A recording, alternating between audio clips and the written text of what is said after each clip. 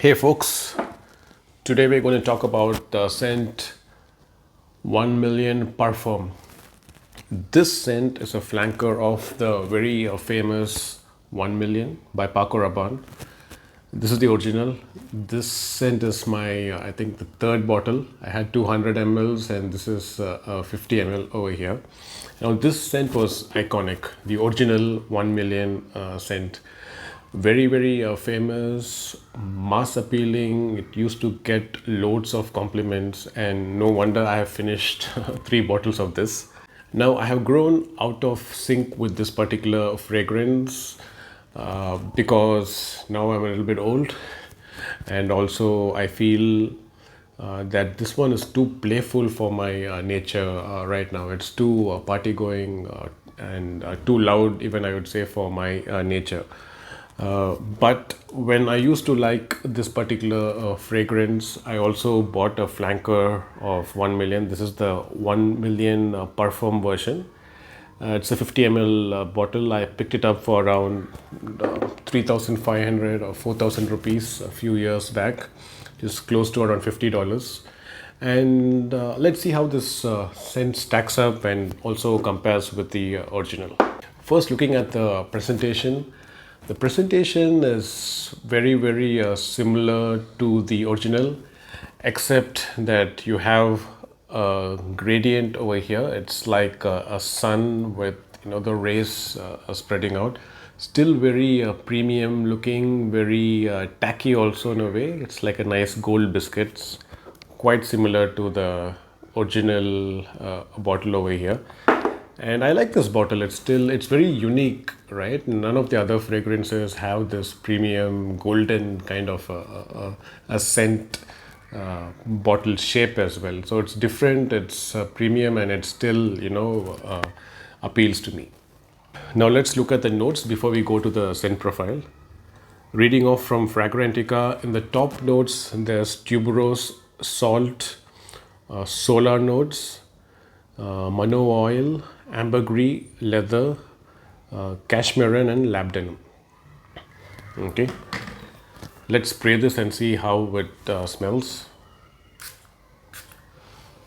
So very good spray. If you press it down, it gives out a nice blast of juice, and it is loud.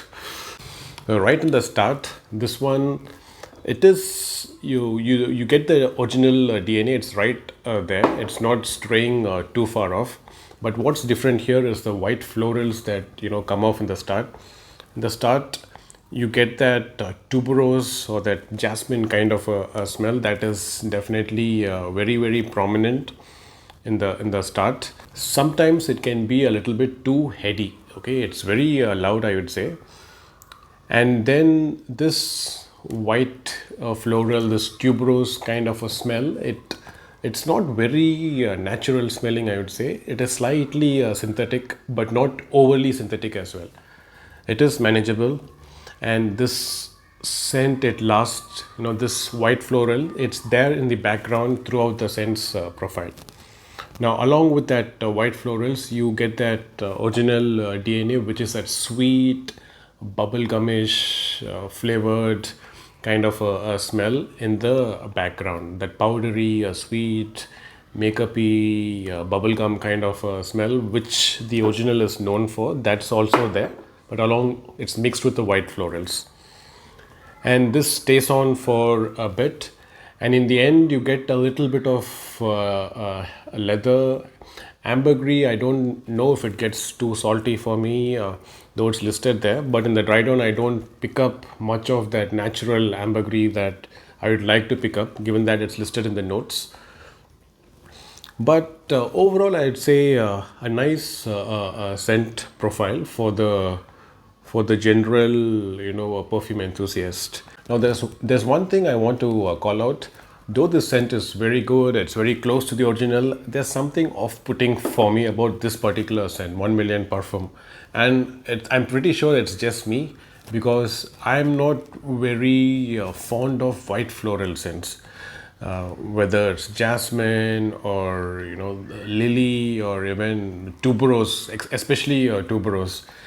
Now, I can speak only for myself, and I'm sure that there are people, other people, majority of the people, they love white floral scents, so they will definitely love the scent profile. But if you're not a fan of florals, if you're not a fan of white florals especially, then you might want to sample this before you buy, because it can sometimes be a little bit too heady for you. It can be a little bit off-putting as well, and that's the reason why, though the DNA is very nice, the scent is mass appealing, and it can even be a dumb reach sometimes if you want to go out in the evening.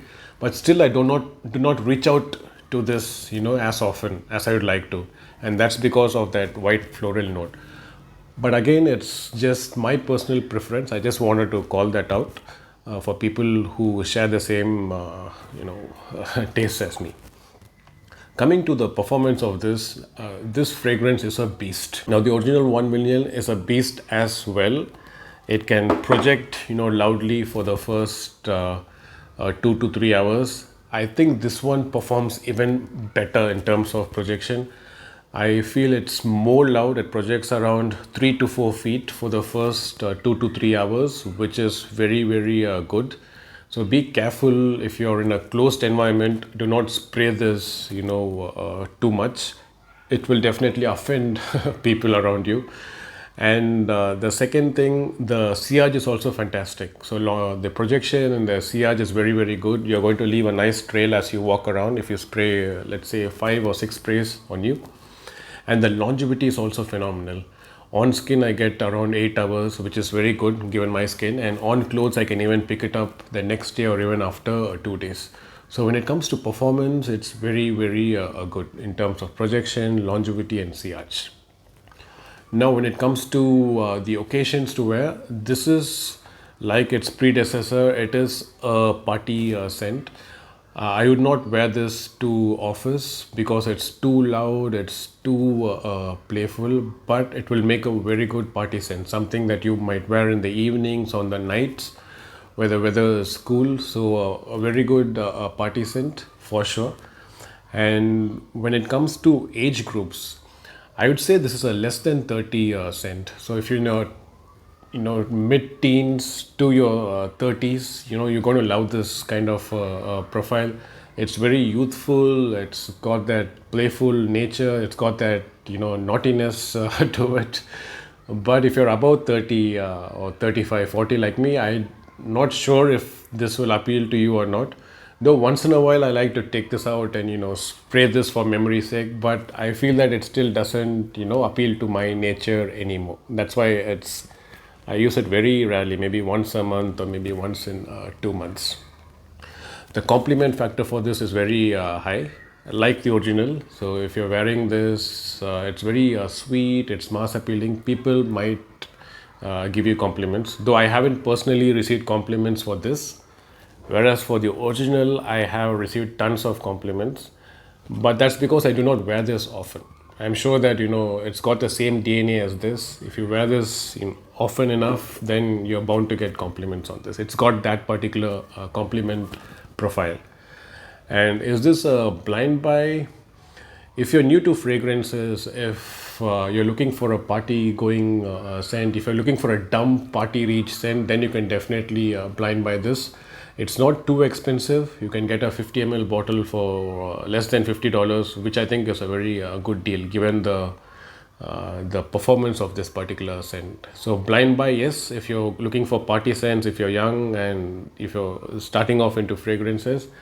But if you're an experienced nose, you like barbershop fragrances, if you're a little bit mature, then this may not appeal to you. You're better off getting a sample first, trying it out, and then making the decision to purchase.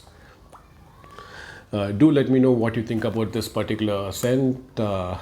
And have you tried the other flankers as well? I know there's a 1 million Intense and 1 million Privé. I have not tried them, but if you have tried, drop in a comment. Let me know how they smell as well. Okay. Thank you so much. I'll see you again in the next video. Bye.